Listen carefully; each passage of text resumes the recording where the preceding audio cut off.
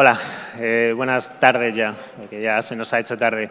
Como sabía que era el último de las intervenciones y que estaríais cansados y ya, bueno, pues han sido muchos datos lo que se os han dado durante toda la mañana, yo he intentado hacer una presentación no muy técnica, más erótico-festiva, por decirlo de algún modo, más pasando por encima, porque realmente explicar la inteligencia emocional es complejo. Es muy complejo. Entonces, no he querido profundizar demasiado, vamos a pasar por encima y vamos a explicar los porqués de la necesidad de una inteligencia emocional artificial y qué pinta en nuestro universo actual. Para ello lo que he hecho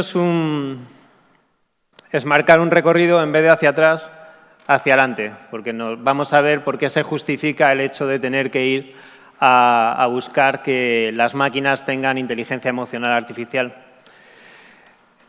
Y para esto me apoyo en las predicciones que tanto la Singularity University como Abundance 360 han hecho. Singularity University es una universidad que está patrocinada por la NASA, por Google, por los grandes tecnológicos.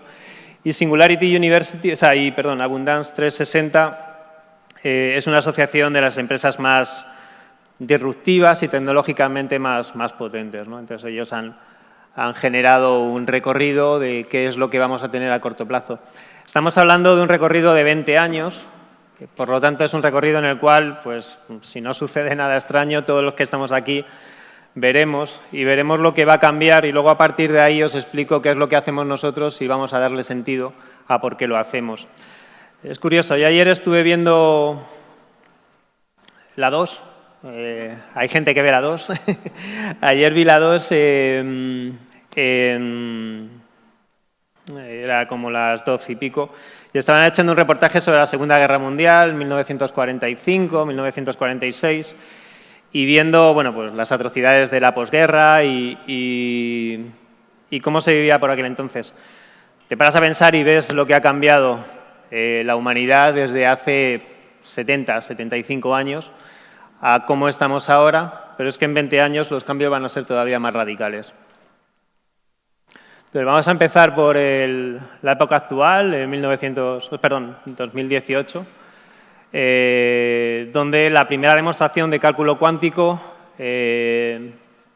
será, lo que producirá será inalcanzable para los procesadores actuales. Esto es un paso y a partir de aquí empiezan a cambiar las cosas. En la simulación, ya empezaremos a simular reacciones emocionales en los bots y en los chatbots, de tal manera que cuando le grites a tu Siri o a tu Alexa, estos dirán, tío, que me estás afectando, de verdad, esto me duele. Será simulado, será preprogramado, pero ya empezaremos a diseñar reacciones emocionales para los sistemas que nos atienden y que estemos cerca. Esto es importante porque ya hay estadísticas que demuestran que los niños que sufren maltratos en Estados Unidos, muchos de ellos se lo cuentan antes a Siri que a un igual, que a una persona. Esto tiene muchas explicaciones. La primera es que el sistema no nos juzga, no nos cataloga, no dice la culpa es tuya o no te has defendido.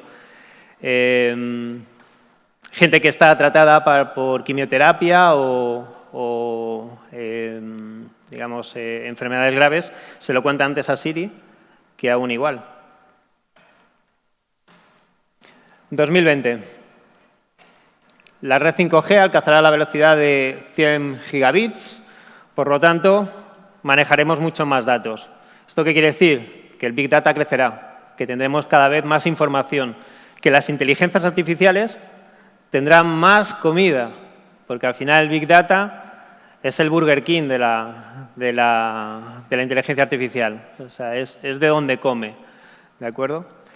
Las recomendaciones de diagnósticos médicos en Estados Unidos a partir de 2020 pues, se apoyarán mucho en inteligencia artificial, por lo tanto el tema de los datos es importante. Habrá vehículos voladores, estamos hablando de 2020. Yo ya he visto proyectos en Dubái o en Kuwait de algún integrador, consultor, Boston Consulting. Ya tiene drones drones taxis, que son autónomos y que van volando de un lado a otro de la ciudad. Esto ya existe, o sea, no es una quimera. Bueno, pues los circuitos cuánticos ya descubrirán nuevos catalizadores químicos, por lo tanto, se abrirá un nuevo universo en el mundo de la ciencia a nivel químico. 2022. Las personas ya podrán viajar en coches 100% autónomos de forma legal, los robots serán comunes en la mayoría de los hogares y además reconocerán nuestra comunicación tanto verbal como no verbal. ¿De acuerdo? Nosotros podremos gesticular a la vez que hablamos con nuestro robot y el robot interpretará esa gesticulación y ese estado. Por lo tanto, estarán preparadas para los robots para actuar como recepcionistas, asistentes, etcétera, etcétera. Desde una perspectiva de comunicación, las comunicaciones máquina-hombre cada vez serán más estrechas y las máquinas serán cada vez capaces de entendernos mucho mejor. 2024. Bueno, pues las primeras misiones a Marte, los drones enviarán rutinariamente paquetes a los tejados de nuestros edificios y de los tejados habrá otros drones que los dividirán por las casas y la mitad de las ventas de los vehículos serán eléctricos. Yo creo que incluso antes, pero bueno. 2026. La agricultura vertical ecológica se vuelve viable en las grandes ciudades. Esto quiere decir que ya no necesitamos grandes extensiones para plantar fruta, hortalizas, vegetales, sino que ya en las propias ciudades tendremos nuestros cultivos verticales, con lo que eso supone en almacenamiento, en distribución, en todos estos elementos que encarecen la comida y que nos hacen que tengamos menor acceso en muchos tramos sociales a la comida fresca. 8.000 millones de humanos estarán conectados a velocidades de 50.000 megabits y las tablets estarán distribuidas por ya todos los países, incluidos los más pobres, a cambio de derechos electrónicos, de venta de comercio electrónico y de datos. Este dato también es importante. Muchos más datos. Todavía muchos más datos manejaremos. Además, se sumarán muchísimos millones de personas que todavía generarán más datos. Por lo tanto, esas inteligencias artificiales que tendremos cada vez estarán mejor entrenadas, cada vez tendrán más comida y cada vez serán más potentes. La realidad virtual se vuelve omnipresente y si ahora nos quejamos de que nuestros hijos están con los móviles y con las consolas, ya será la leche cuando tengamos que decirle ¡pah! Oye, salte del mundo donde estás, ¿no? Porque la realidad virtual pues hará que realmente estaremos inmersos en mundos artificiales. 2028.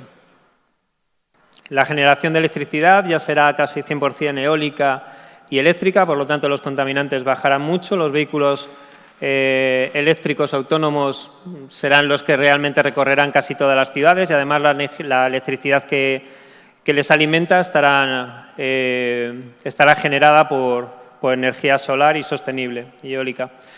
Los robots se relacionan con las máquinas apoyando el cuidado de los ancianos, la higiene personal, preparación de alimento y los bots sexuales serán populares.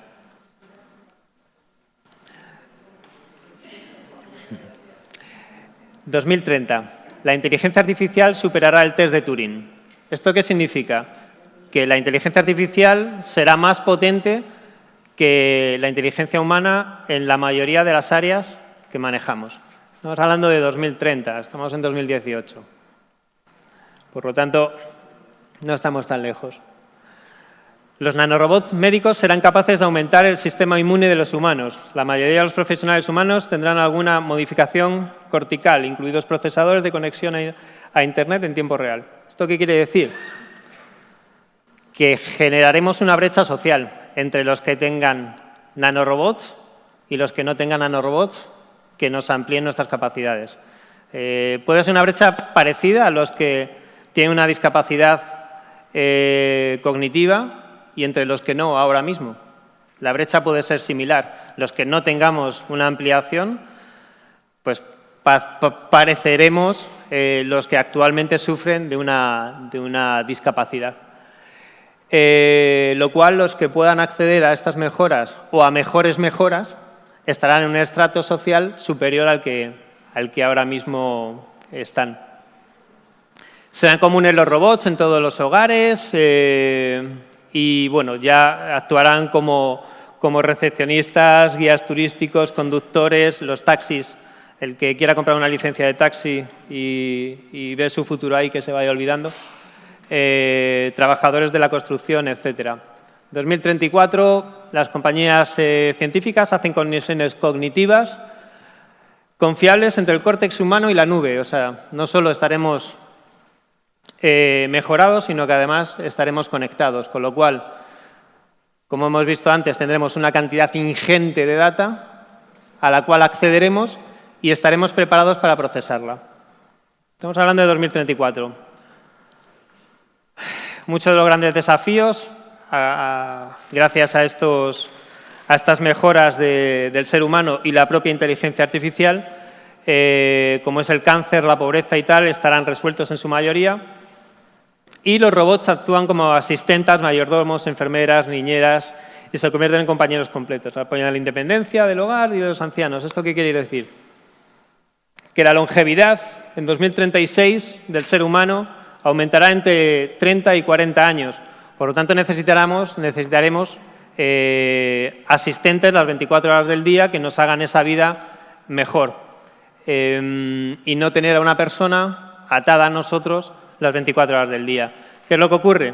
Que estos mayordomos, que estas enfermeras, que estas niñeras tienen que tener una capacidad cognitiva muy potente. Tienen que interpretar tanto la comunicación verbal como la no verbal, como los sentimientos. En fin, en definitiva, tener inteligencia emocional. 2038, y ya termino. La hiperrealidad virtual y la inteligencia artificial aumentada estarán presentes en todos los aspectos de la vida cotidiana humana. ¿Esto qué quiere decir? Que nuestra vida habrá cambiado absolutamente, en todos y cada uno de los aspectos de la vida que conocemos ahora mismo. Volvamos al 2018 y hagamos un camino hacia la respuesta emocional empática simulada. ¿Cómo van a ser? Ya hemos visto qué va a pasar de aquí a unos años y habrá cosas que sucederán o que se retrasarán, pero la mayoría de las cosas que he representado estarán y además lo vamos a ver. Empecemos por el primer paso para llegar a la respuesta emocional empática simulada. Primero hay que generar un proceso de información a esos sistemas artificiales de cómo es el ser humano, de cómo es su respuesta emocional. Esto ya lo tenemos. En 2022 esperamos tener un procesamiento de lenguaje natural bidireccional entre las máquinas y entre el ser humano. Esto quiere decir respuesta, comunicación verbal, no verbal, en todos los idiomas. Reconocimiento total de la respuesta física humana. 2034, reconocimiento, interpretación y simulación de la respuesta emocional humana. O sea, esto quiere decir que los sistemas artificiales no serán capaces de interpretar la respuesta emocional de los humanos, sino que además serán capaces de reproducirlo, de simularlo. Lo siguiente, no tenemos ni idea. Lo siguiente quizás puede ser el reconocimiento del yo por parte de un sistema artificial, del ser. Lo que sí tengo claro es que la distancia entre el ser humano y la inteligencia artificial se estrechará. El humano estará mejorado y estará conectado. Y la inteligencia artificial se parecerá cada vez más al humano, entre otras cosas porque está diseñado por humanos y porque aprende de humanos. Por lo tanto, esa distancia irá reduciéndose. Aquella visión de cataclismo de las máquinas nos van a machacar y Terminator acabará apareciendo ahí con Skynet, más bien es un camino de juntar las dos líneas, nosotros mejorarnos, apoyarnos en inteligencia artificial y la inteligencia artificial cada vez más entendernos y acercarse a nosotros.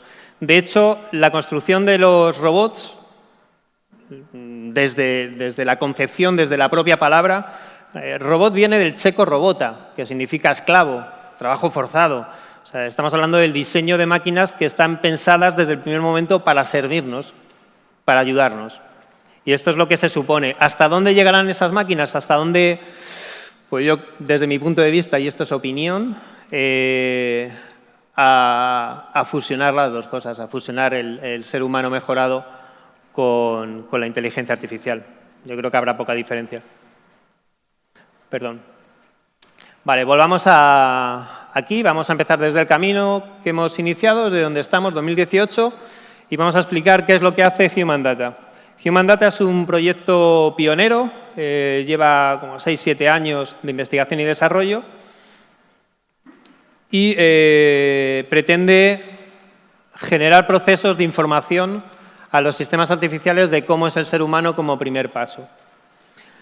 Según yo entiendo, ¿esto qué quiere decir? Y me han dicho que hay como 100 y pico personas. Bueno, pues habrá unas 80, una cosa así. De esas 80 tendremos distintas percepciones de lo que he contado hasta ahora. He contado un journey hasta 2034 y uno se habrá quedado con que habrá coches voladores, otros habrá quedado con que tendremos energía 100% limpia, otros con que estaremos conectados desde el córtex a la nube, otros, los más pillines y pillinas, que habrá bots sexuales. Bueno, cada uno se habrá quedado con una información determinada. ¿Por qué? Esto sucede porque nuestro mapa mental es distinto en cada uno de nosotros. ¿Por qué? Pues porque tenemos una edad distinta, porque tenemos una formación distinta, porque tenemos una experiencia distinta, experiencias personales, porque estamos en un estado distinto. Esto dibuja un mapa mental en el cual, si no sé, yo puedo lanzar una información, pero no sé con qué os vais a quedar, con el efecto primacía, con el efecto recencia, con lo que he contado en medio, no lo sabemos. Por eso es importante conocer cómo es cada uno de los individuos, cómo es su mapa mental. Y para esto me voy a apoyar en cómo funciona la resonancia.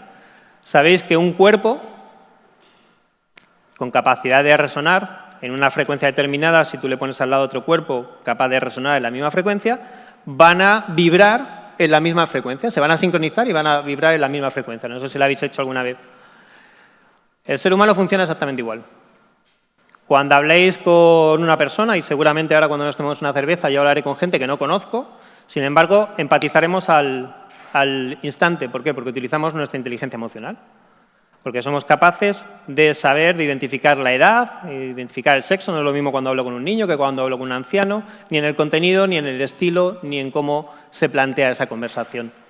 Para eso, el ser humano está preparado y tiene una cosa que se llama inteligencia emocional, que además es muy importante para el éxito de la vida, tanto o más que el IQ de proceso. ¿Cómo funcionan o deberían de funcionar los sistemas artificiales? Este es Jibo. Os presento a Jibo y lo veréis antes de final de año en la televisión. Es un Alexa tuneado. Nosotros ya estamos haciendo los procesos para personalizar la relación entre Jibo y los humanos.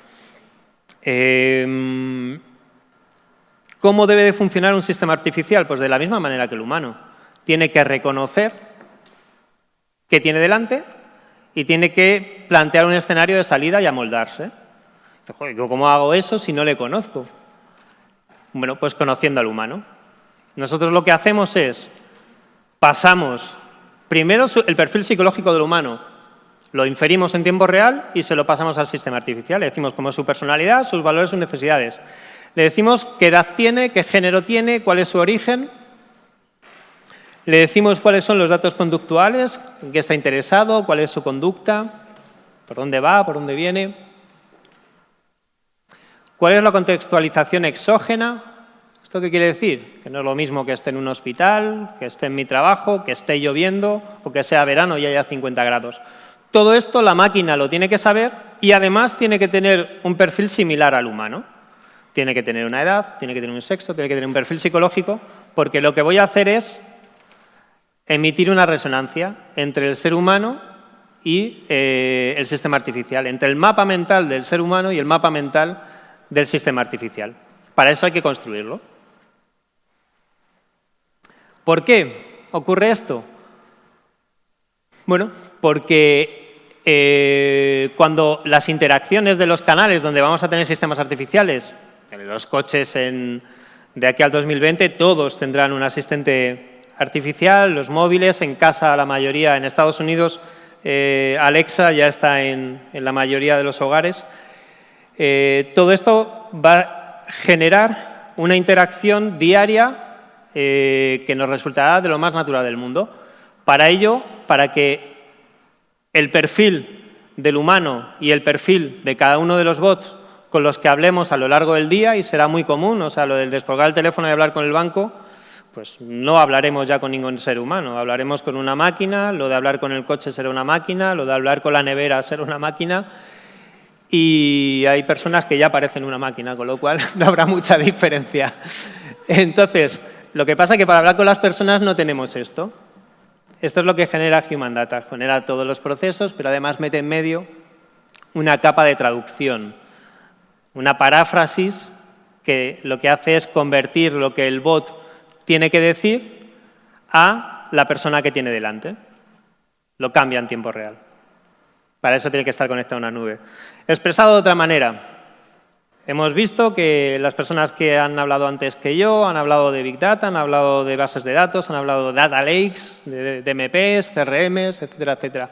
Estos Data Lakes tienen que estar preparados no solo para guardar la información conductual, sino la información cognitiva del individuo.